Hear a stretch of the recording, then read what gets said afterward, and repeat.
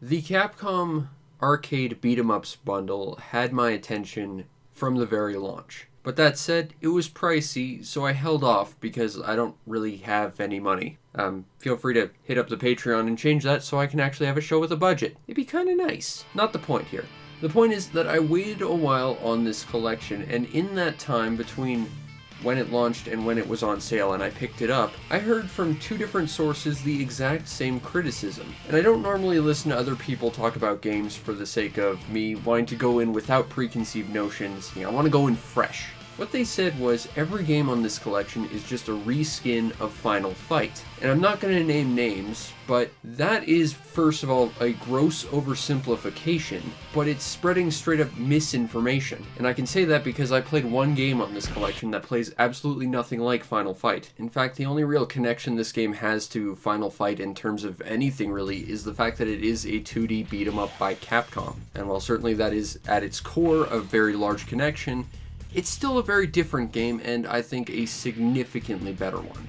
And going back a step, I was immediately heartbroken hearing that, because I don't exactly have the highest opinion of Final Fight. You can go all the way back to my third video on Streets of Rage to hear about that. The fact is, I don't think Final Fight is a particularly well-made game. I think the game that existed as a response to it for Sega was significantly better, and I still stand by that. But the fact is, Battle Circuit was a game I was very excited about because I'd looked up some of the artwork and sprite work, and it looked amazing to me. So when I started this up, I was kind of disappointed, thinking, oh, I'm just going to get Final Fight again. But it's going to look good, so there's at least that. And I was blown away by how fun Battle Circuit is, because it is an outstanding beat-em-up. So again, not going to name names, not going to call anyone out, but saying this game is just like Final Fight is straight up wrong, and I think it deters people from actually wanting to play this. Certainly did me. The fact is, Battle Circuit is a bright, colorful, and incredibly goofy, awesome beat-em-up experience, and I think it's probably the best 2D brawler Capcom has ever put out.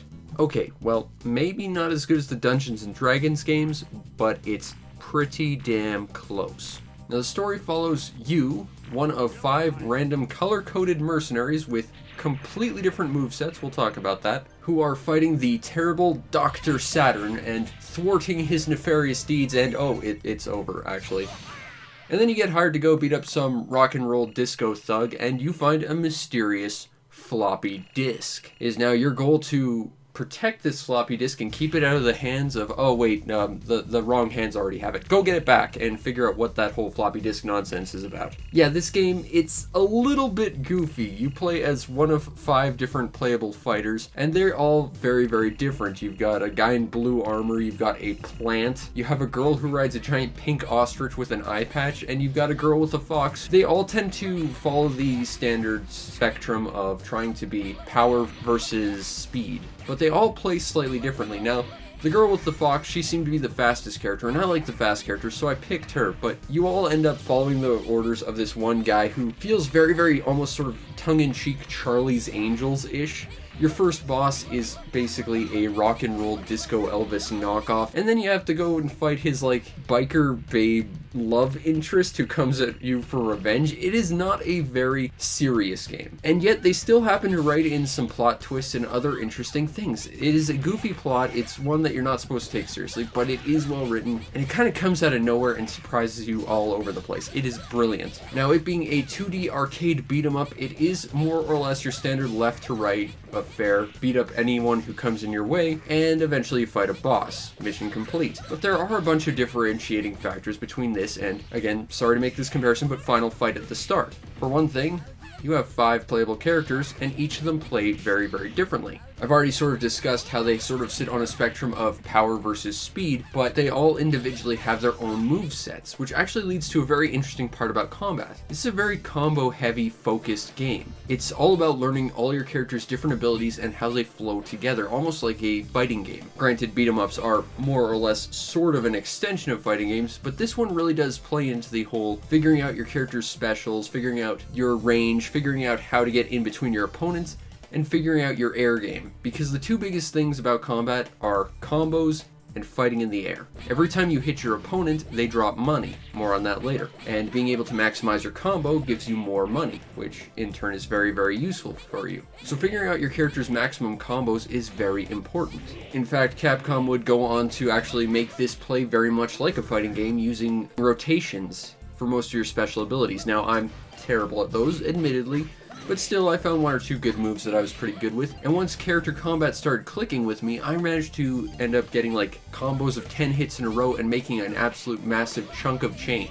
The other thing that really hit me about what separated this game from standard beat-em-ups is there aren't any weapons to pick up. There really isn't. There is a heavy emphasis on what you as a character can do. There's one or two power-ups you can get that sort of, I guess, function as weapons, but not really. The first one, and I'm gonna stop here and just say if you have epilepsy, you might want to avoid this game. It's great, spoilers, but there is some intense flashing with this game. I've cut it all out, but just fair warning. The first capsule you get is a ability that is basically a manually triggered power-up. You jump into the air, press A, B, which I did not figure out until my second playthrough, and then the screen goes completely insane with flashes and then gives your character a character-specific power-up. Be it speed up, strength up, HP up, something called death blow, which I got once or twice and I saw an enemy do, but it doesn't seem to increase damage or instant kills, so I'm not really sure what that does. It's interesting though that there is a manual power-up, and what's more interesting is you don't simply pick it up and then it's applied. When I run into stuff like that in games, like health pickups or whatever, I tend to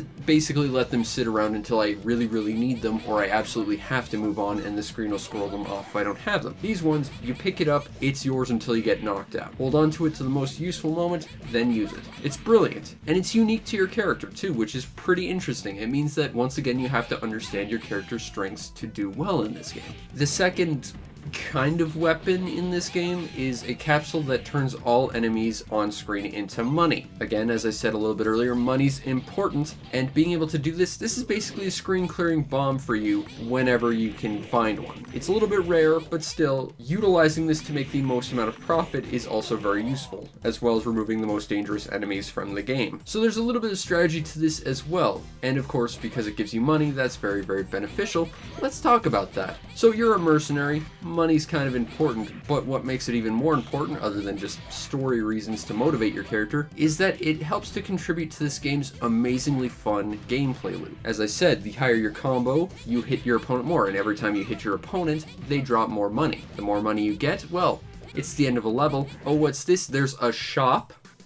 Yeah, there's a shop. And you can buy new abilities that give you different ways to completely kick ass. And in this way, it almost reminds me a little bit of the Capcom Dungeons & Dragons beat-em-ups, which, again, next to this are probably some of their best work. But that in turn makes this game kind of more and more fascinating to play as you go, and more interesting to try and learn your character. And what makes its gameplay loop so great. You slowly figure out your character, you get better and better at kicking ass, you get more money, you use that money to buy new abilities to help you kick ass better. But they aren't straight power-ups so much as there's something that you in turn have to learn how to use your character better to further get better at completely wrecking your opponents and making more profit. It's not something that's just given to you, it's something you have to earn, and once you have it, you still have to kinda earn it by figuring out how it synergizes with the rest of your character and your comboing ability. It's all on you, but it's still a prize for working hard. It's a very simple concept, but it works so well. To be able to simply get new abilities that allow you to do different things, handle different situations,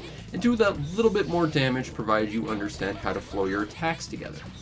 Really damn impressive. And that's the core of the gameplay. I mean, it is a beat 'em up, it's not the most complicated ever, but this one still puts an interesting spin on it that makes it something of a learning experience. It's not simply walk left to right, beat everyone up. No, there's a bit of nuance and almost sort of artistry to understanding and mastering your character's ability to flow through these enemies and deal as much damage to make the most profit you can. Because even once you buy all those power-ups and different attacks, you can still buy extra life, and that leads right into my next thing.